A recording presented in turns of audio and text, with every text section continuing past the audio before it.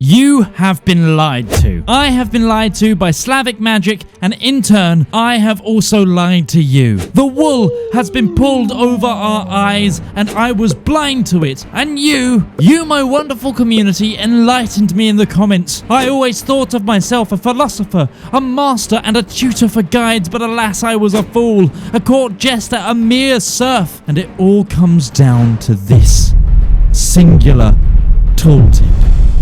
Guess what? Beehives aren't actually that limited. That's right! Honey in Manor Lords might actually be the most powerful food resource in the entire game, and Slavic magic are lying about it. Actually, more importantly, this is probably a glitch, and we're going to exploit it while we can. Hello, my name is Midgeman, and welcome to a guide dedicated to righting the wrongs of every food guide I've produced thus far. In this quick snapshot, we'll be talking about honey and the absolute best strategies for it so that you might end up with nigh on infinite food. So, subscribe to help me climb to 100k, and let's get right to it after this quick reminder.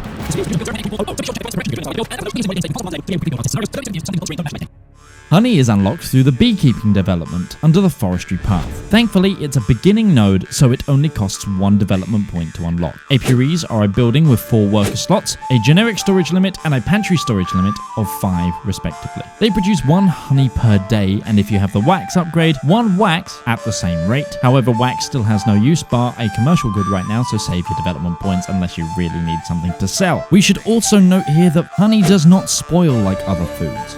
There is a spoil rate on most foods even when in storage. However, honey will not spoil, making it ideal to stock over time.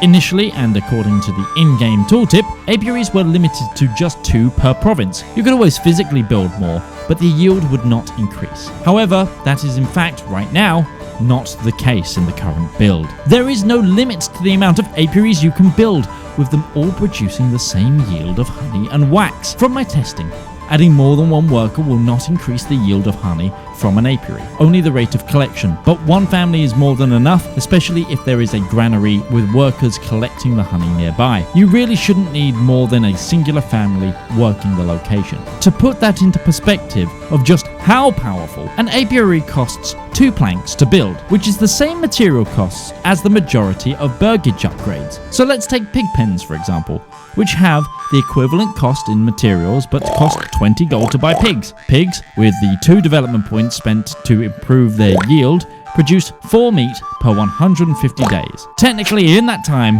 apiaries will and could produce 150 honey. That's 146 more units of food. Now there is 100% a caveat here. Apiaries are an active food source where pig farms are a passive one, meaning you have to have a working family actively gathering the resource for you to be able to gain the honey. That and they're high intensity, meaning they're a resource that you will always have to leave on, unlike for example plank production, which is a resource you can micromanage the workforce on, so they're not necessarily useful if you're looking for passive food growth techniques like we spoke about in the last guide. That being said, managed correctly, you can absolutely mass produce enough honey to make Winnie the Pooh absolutely explode. In the same test build for my previous food guide, I managed to make so much honey that the other food production sources started to fall behind because it strained my granary workers far too much. So that got me thinking, maybe there's a better overall setup in passive production in which apiaries could be used. With that in mind, we explored a new design, and probably not in the way you think, which created a permanently sustainable hamlet that you could adapt to essentially never run out of food for the entire game. Here's how it works. To reiterate from previous guides, for efficient passive food gain, you don't want just long food plots, but wide ones when it comes to vegetables, which will form the backbone of our food generation. We're going to be designing a blueprint for housing that can be adapted throughout the hamlet, but we need to cover a basic shape. Place down a tavern, a malt house, and a second tavern. Then 4 corpse pits filling the space. You then loop this with a road, delete the malt house and the corpse pits, and you place down your first burgage plot, reducing the size so it's only 1 house with 1 house expansion and a burgage plot that fills the entire space. This will become our vegetable garden burgage upgrade. This plot alone will provide more than enough vegetables for 20 families to benefit from vegetables, at least as an extra food variety, as well as sustain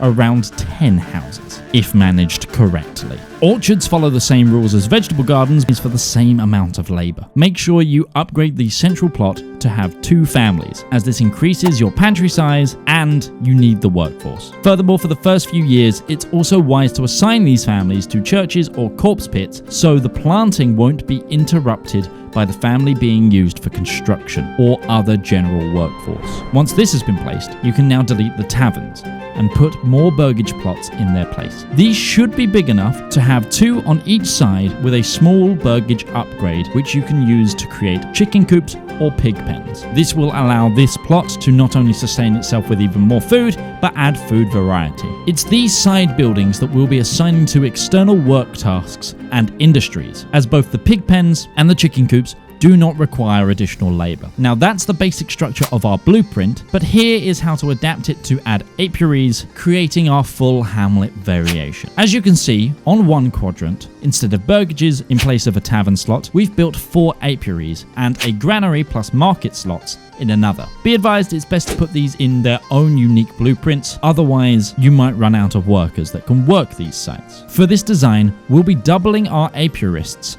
as our market workers, so that the granary workers can focus on pulling food from the surrounding burgage sources without losing its workforce to the market itself. In this case, we've also designed this hamlet for early game, using our first development point for the apiaries. We've also adapted a 4th quadrant to include a church for the happiness boom, which, while not as efficient at making food or giving you extra workers, will definitely help your settlement grow. This design is producing around 300 units of food, roughly 17 months supply per season, and is continuing to do so. That's 17 months on top of its food usage, and that of which has been stolen by bandit camps in the surrounding area. This hamlet also has enough workforce to sustain itself with both firewood and either logs or a sawmill, depending on what you need at the time. You can also squeeze more workforce out of this design by expanding with more basic blueprints. However, this particular layout should be able to generate enough food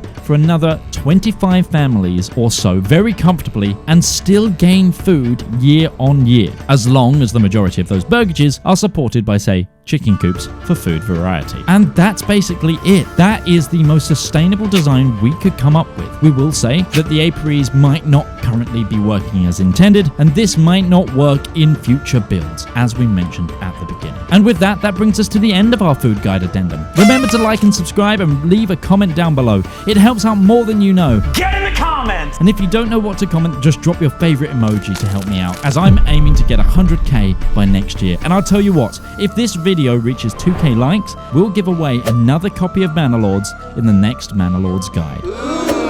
I've been Midgeman, and I'll see you next time.